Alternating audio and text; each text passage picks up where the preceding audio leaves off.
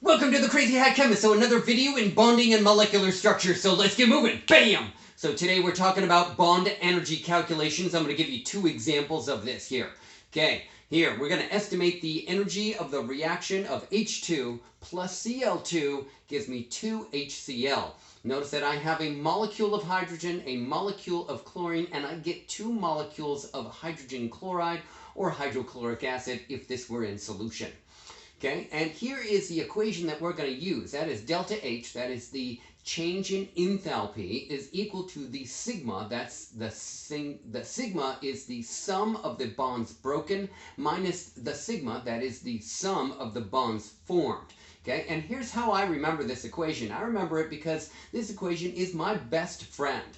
Okay, best friend for best is for broken and friend is for formed. So it's the best minus the friend. Okay? All right. So here we go. This is coming from an appendix in your textbook. That is a single bond hydrogen-hydrogen is 436 kilojoules per mole, and a chlorine-chlorine is 242 kilojoules per mole, and a hydrogen-chlorine bond is 432 kilojoules per mole. The back of your textbook and appendix will have all these values in there and many more.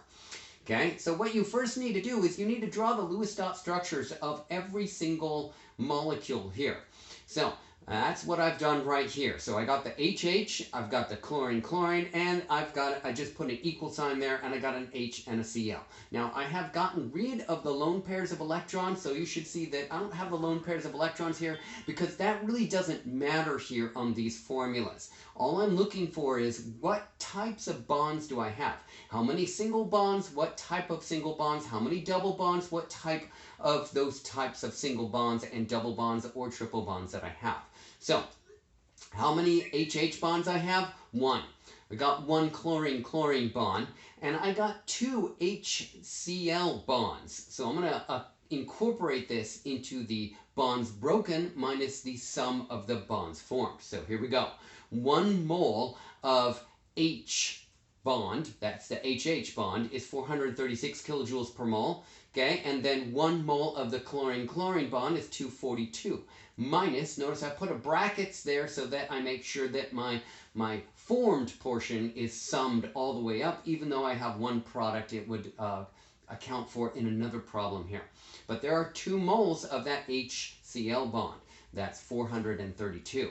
Now I'm going to do the math on this. You should see that the moles cancel out. I'm going to be left with kilojoules, and then here's our number that we're going to get. So the delta H, that is the change in enthalpy of this, is negative 186 kilojoules. Because it's a negative number, not because the number is 186, but just because the sign in front is a negative, that means that this is an exothermic reaction. It's liberating heat. Okay, so broken minus formed, really simple. Okay, got to do the Lewis structure first. Let's do example number 2 of this. Okay, we're going to estimate the bond energy for this reaction. This is hydrogen peroxide yields oxygen and water. So this is a decomposition reaction here. Okay, we're using the same equation, that is the delta H, that is the change in enthalpy, is the bonds broken minus the bonds formed, your best friend.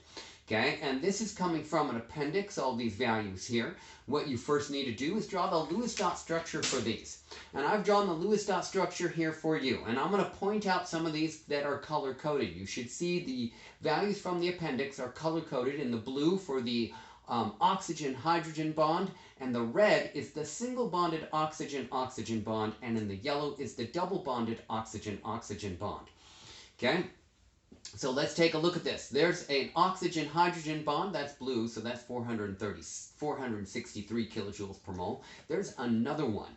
Now, there's a stoichiometric coefficient on this hydrogen peroxide of a 2, so there's actually 4 of these bonds, right? There's 2 of them individually in that Lewis dot structure, and then there's 2 molecules of this, so I'm going to have to multiply that by 2. Therefore, it's actually 463 times 4. Okay, and the oxygen bond is right here, and there's only 1 of those. That's a single bonded oxygen. Now, that is on the reactant side. So I'm going to sum all those up. That will be on the reactant side. Now we're going to take a look at the product side. I got an oxygen-oxygen double bond. That's in the yellow. I see that it's hard to see there a little bit, but you can certainly see it. Okay, then I got a hydrogen-oxygen bond. I got one of those, and I got another hydrogen-oxygen bond. And look at the stoichiometry on this balanced equation, and there's a 2 in front of that. So that's why there's a 2 right there as well. So check that out. All right, so now what we're going to do is we're going to plug these values in with numbers and the number of bonds. So that's what I've done right here. Is delta H is the bonds broken. So what are we breaking? We're breaking a total of 2 times 2. That's a total of 4 oxygen-hydrogen bonds, and that's 463 kilojoules per mole. The moles cancels out. Plus the 1 times 2 moles of the 146 kilojoules per mole, because there's actually 2 of those also, right? Because there's that stoichiometry of a 2. Minus the 1 of the 498, that is the double bond oxygen bond, and then 2 times 2, which is 4 times the 463 of the oxygen-hydrogen bonds.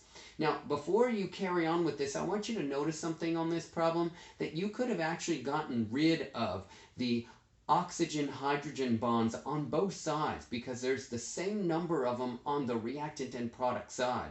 That is the bonds broken and the bonds formed. So you could have just dealt with the oxygen-oxygen bonds on this example, and that would have been perfectly fine. You would have gotten the same answer, but here is our answer right here, and that's delta H. That's the change in enthalpy of negative 206 kilojoules, and this is also an exothermic reaction because that negative sign.